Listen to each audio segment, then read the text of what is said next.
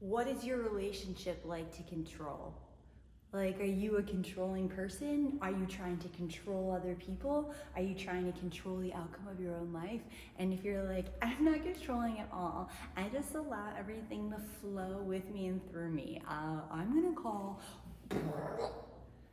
on that, because I think we all, as human beings, have a intense relationship to control, because we are mortal and we're gonna die one day. And that crisis of truth, knowing that this life that we have is gonna end, creates a sense of like, oh, internal chaos.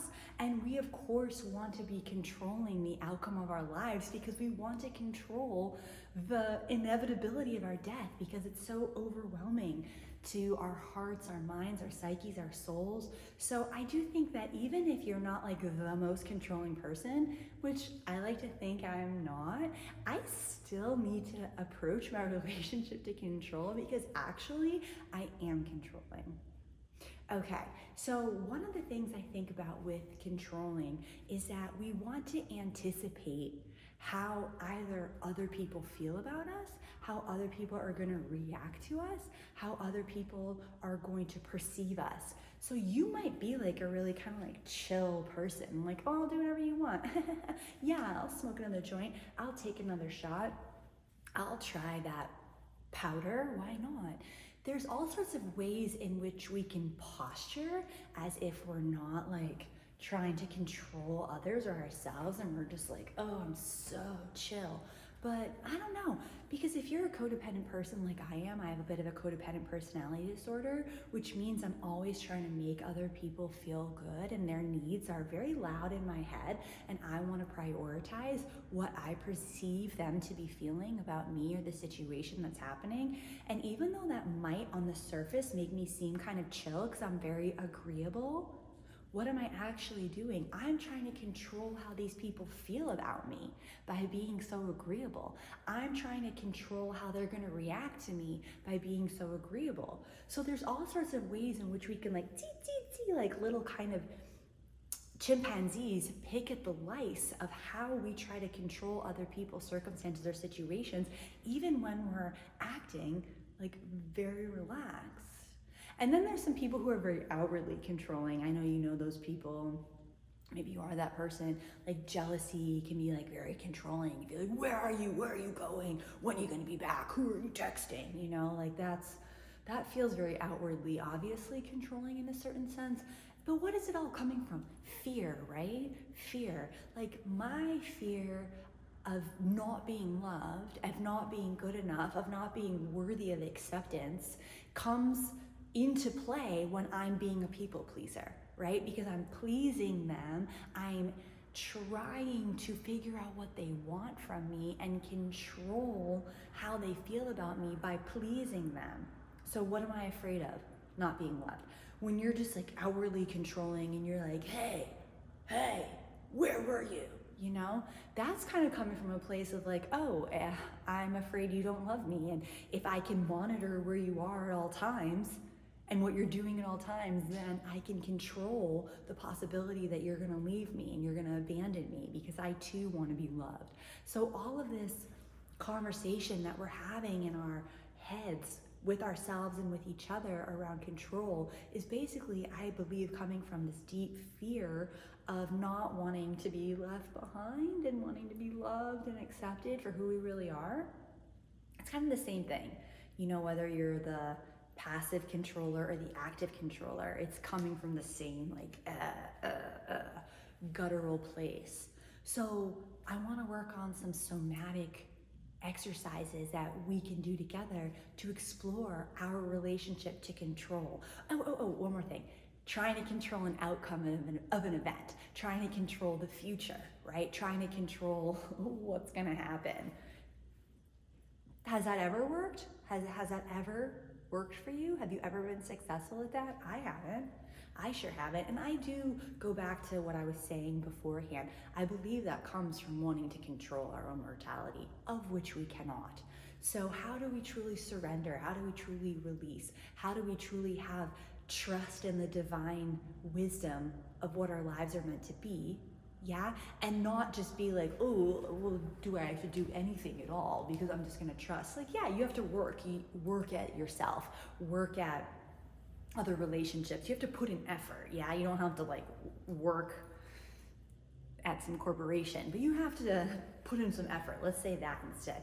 We have to put in effort in order for our lives to, you know, unfold in certain ways that we're trying to make it unfold. But well, is it going to unfold exactly how you want it? Absolutely 100% not. That's the one thing I can guarantee you, is whatever you think is going to happen is not. Even if the event happens the way you think it might happen, how you feel about it may be different. I mean, we just can't anticipate the future. I'm sorry. Maybe you're a psychic and you can predict everything perfectly, in which case, what's going to happen? Am I ever going to get a Netflix special? Like, I need to know. You can DM me and let me know my future. So like, that would be great. But for most of us non-psychics, I think that what we have to do is just play, have a divine play and divine trust in terms of what's going to happen in our future, and just keep working towards, I know I already said I didn't like the word work, putting intention towards where we want to go, and being open to, you know, where we want to go may not be where we should be going, and that's okay. And we have to keep our eyes open and our hearts open for any possible futures, because as we do know, we live in an infinite reality of infinite universes, of infinite timelines. So, I mean, someone is in the right timeline that you want to be on, and you're in this timeline, and there's all sorts of different versions of you traversing through the quantum field, and let's have fun with this version that is with me right now, and let's do some somatic work around control. All right, so you're gonna take one of your hands and you're gonna just allow it to move in whatever way it wants to move. Like, don't even think about it, just let it move around, all right? Don't overthink it. Maybe it moves your body around. It can do whatever it wants. Just allow your arm and hand to move, yeah? And just let that be. Let it be wild and free. Let it surprise you and excite you. Okay, so get that feeling in your mind, body, soul, spirit. Keep it going, keep it going, keep it going, keep it going. All right, so do you feel what that feels like, to have this kind of free and sporadic arm that's just doing what it wants to do? Okay, now you're gonna take your other hand and you're gonna try to stop that arm from doing what it wants to do, but you're gonna keep trying to do what it wants to do. Okay, so feel what that feels like. You're trying to stop it, but you're also trying to keep moving it. But you're also trying to stop it. Really try to go between the two feelings of moving freely, but this other arm is still really trying to stop it from moving. Oh God, I just popped. Keep it going.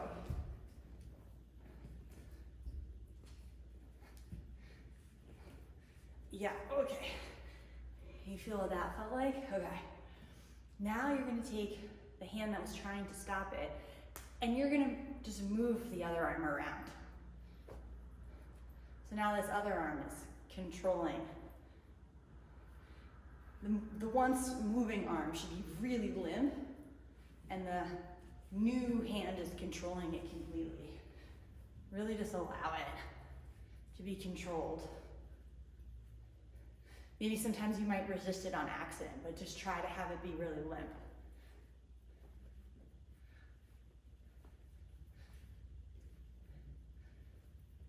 How does that feel? All right, let go. All right, so feel, just take a moment, close your eyes, feel how that feels in the body. Let it go. All right, so just let that process, let that process. We're gonna do one more exercise around control, okay?